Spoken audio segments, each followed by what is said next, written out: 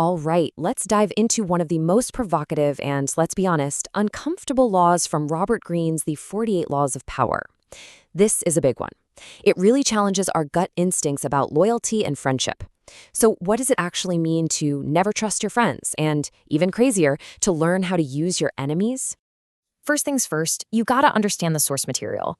The 48 Laws of Power is not your typical self-help book. Not at all. It's a cold, hard guide to strategy. Greene basically distills 3,000 years of history. We're talking Machiavelli, Sun Tzu, even Casanova. This isn't about being nice in the office. It's about the timeless and often brutal mechanics of power and influence. And there it is, the core of Law 2 laid out, direct and completely unsentimental. It just flips everything we think we know on its head. It argues that the emotional connection you have with a friend isn't a strength when it comes to power. Actually, it's a huge potential weakness. Let's really get into why that is. Okay, so to really get this law, you have to accept the book's basic premise. You have to step into a world where actions aren't judged by whether they're good or bad, but purely by their results.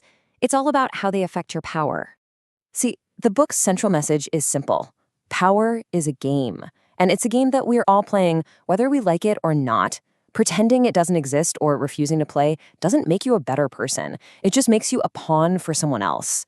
The goal is to master the game, not get played by it. And that means you have to think amorally. Now, that doesn't mean being immoral or evil. It's different.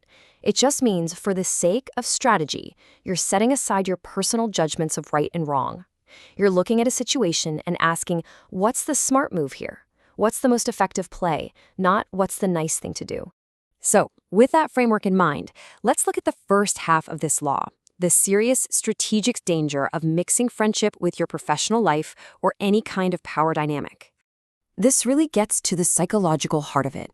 Think about it. When you hire a friend or promote them, you're not just buddies anymore. You're now their boss. And your success, which they used to cheer for, is now a daily, in-your-face reminder that they work for you. That can slowly, maybe even unconsciously, curdle into envy and resentment. And that is a really destructive emotion. And there's another huge problem, familiarity. It just blurs all the professional lines. A friend might feel like they can slack off, ask for special treatment, or talk to you in a way that just completely undermines your authority. Because of your shared history, they can feel entitled to things their performance doesn't justify. And before you know it, they're acting spoiled, even tyrannical. Okay, so that brings us to the second and much more radical part of the law. If friends are such a strategic liability, then who is an asset? Well, paradoxically, the book argues that the answer is a former enemy. Right.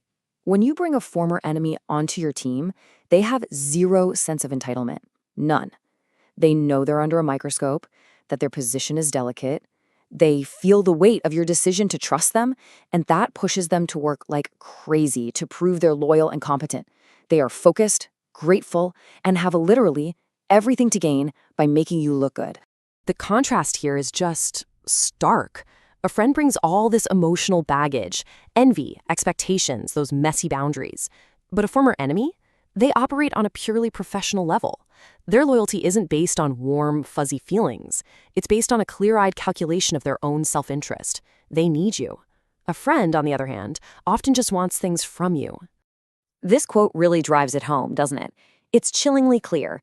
Enemies actually become a valuable resource. Their opposition sharpens your skills. It clarifies your purpose. It gives you something to push against. A world without enemies, from the strategic point of view, is a world without challenges. And that just leads to you becoming soft, slow, and naive. But look, mastering this law isn't just about hiring an enemy one time. It's about a fundamental shift in how you see the world. It's a mindset built on some really crucial foundations for navigating power. You see, to really use Law 2, you need a whole new toolkit. You have to master your emotions so they don't cloud your judgment. You have to understand appearances. You have to see the strategic reality of a situation, not just what's good or evil.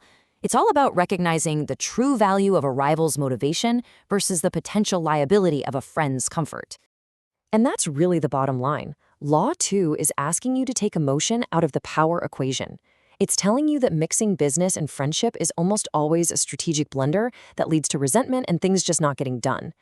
Instead, it advises a cold, pragmatic way of thinking, focused purely on loyalty, competence, and control. So it leaves us with this final question.